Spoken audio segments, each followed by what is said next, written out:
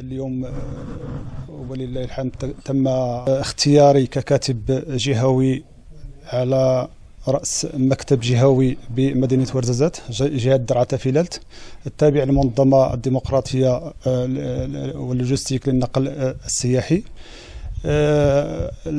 بعد أن غادي نقول أنه هذا تكليف بعد أن يكون تشريف باش نترافعوا على ما يضر المهني السياحي وسائقي سياحة وبطبيعة الحال المنطقة ككل، على أنه نشرفوا هذه الوجهة اللي هي وجهة أولى، اللي هي نقولوا الباب ديال الصحراء والتي قصدها السياح الأجانب دائما، لأن عندنا مؤهلات كبيرة في هذه المنطقة هذه اللي هي استوديو الأفلام والقصبات واللوحات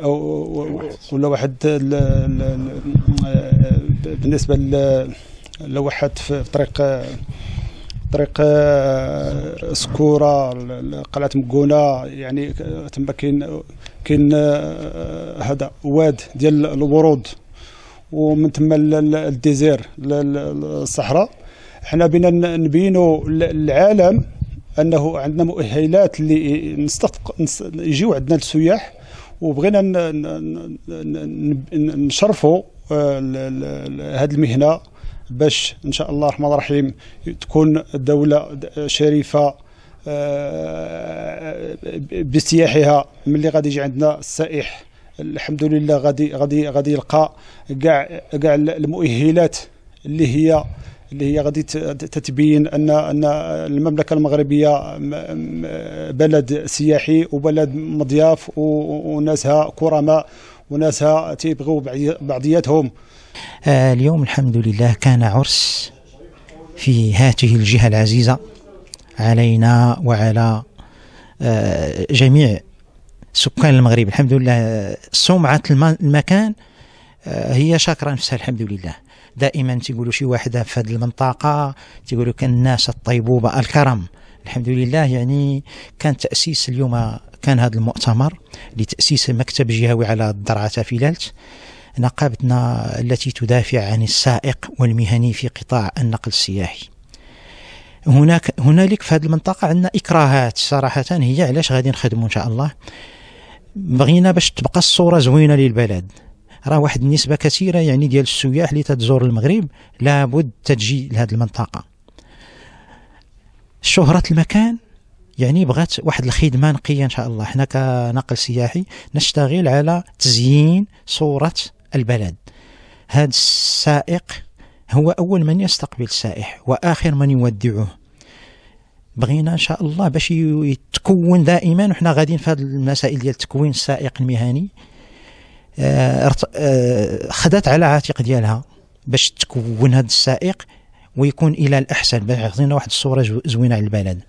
الحمد لله تمت مناقشة بعض المشاكل التي تتخبط فيها المنطقة ككل، وبالخصوص سائقي النقل السياحي وبعض المشاكل التي يعاني منها القطاع بصفة عامة. إذا نشكر الحضور ونشكر الناس ورزازات على الاستضافة، وشكرا لكم جميعا. نجيو إلى المنطقة.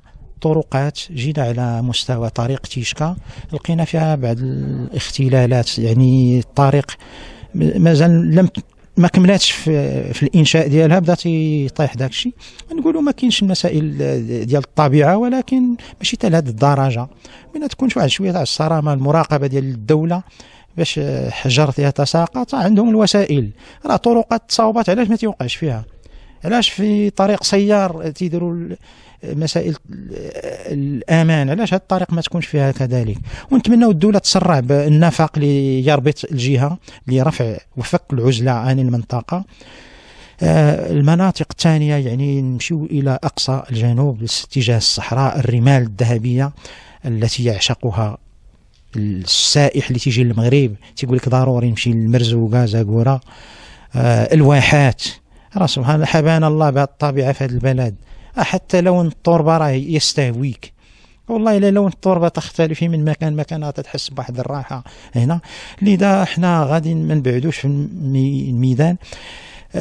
تندعو وزارة النقل ووزارة السياحة الالتفات إلى المنطقة والالتفات إلى المشتغلين بميدان النقل السياحي. ورزازات اللي احنا فيها اليوم يعني الأفلام العالمية صورت هنا. من يشتغل مع ذلك الأطقم تاع ديال السينما دائما معظمهم سواق ديال النقل السياحي. نشتغل إن شاء الله كيف قلنا من أجل تكوين هذا السائق باش يعطينا واحد الصورة جميلة. السائق ديال النقل السياحي تهز واحد النوعية مميزة من الزبائن، بين هذا السائح ملي يجي يعاود يرجع، يعاود يحكي مسائل زوينة على المغرب ويعاود يرجع. كنتمنى التوفيق للأخ الحسين بوحسين اللي تم الانتخاب ديالو اليوم في هذا العرس النضالي ديال المنظمة الديمقراطية للنقل واللوجيستيك للنقل السياحي. نتمنى لهم التوفيق، وكنتمنى له التوفيق للمكتب ديالو، ونتمناه يتوفق في هذه المهام، لأنه هذا التكليف هو تكليف ماشي تشريف. يعني كنتمناه يكون واحد المكتب اللي يكون في المستوى ديال التطلعات ديال السائقين المهنيين بالمنطقة وبالجهة ديال درعا تافلات.